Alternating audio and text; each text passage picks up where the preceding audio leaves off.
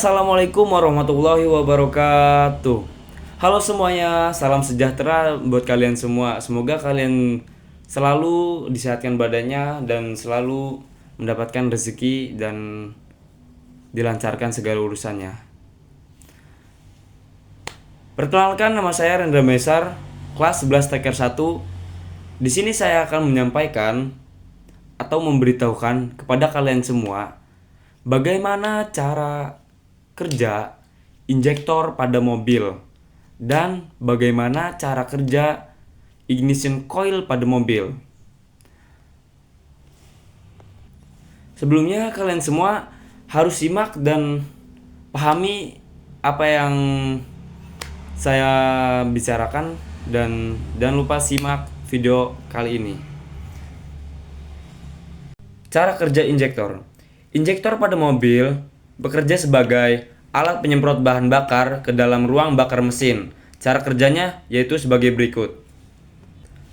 Yang pertama, pompa bensin mengirim bahan bakar bertekanan ke injektor. Yang kedua, ECU atau Electronic Control Unit mengatur waktu dan jumlah bahan bakar yang harus disemprot berdasarkan sensor atau oksigen, throttle, suhu, dan lain-lain. Yang ketiga, injektor membuka katup kecil dengan cepat sesuai perintah ECU. Dan yang keempat, bahan bakar teratomisasi atau menjadi kabut halus lalu bercampur dengan udara di intake manifold atau langsung di ruang bakar.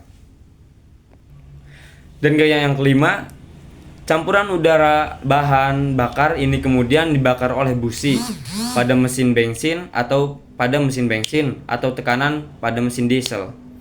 Singkatnya, injektor berfungsi untuk menyemprot bahan bakar secara tepat waktu dan tepat jumlah, agar mesin lebih irit, bertenaga, dan emisi lebih bersih.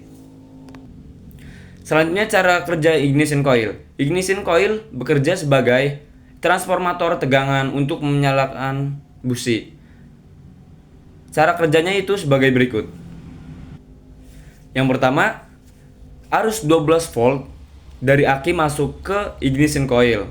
Dan yang kedua, di dalam coil ada kumparan primer dan sekunder.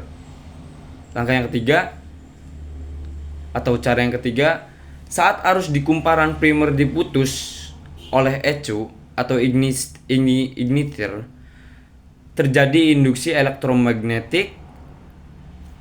Nah, dan keempat, tegangan melonjak tinggi bisa 20.000 atau 40.000 volt di kumparan sekunder.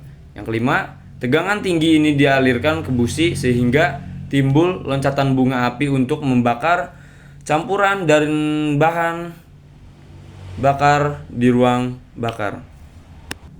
Singkatnya yaitu ignition coil mengubah 12 volt aki menjadi ribuan volt untuk mempercikan api di busi. Selanjutnya, dua perbedaan yang saya ketahui dari perbedaan cara kerja injektor dan cara kerja ignition coil. Yang pertama, cara kerja ignition coil yaitu mengubah arus 12 volt jadi tegangan tinggi untuk mempercikan api di busi.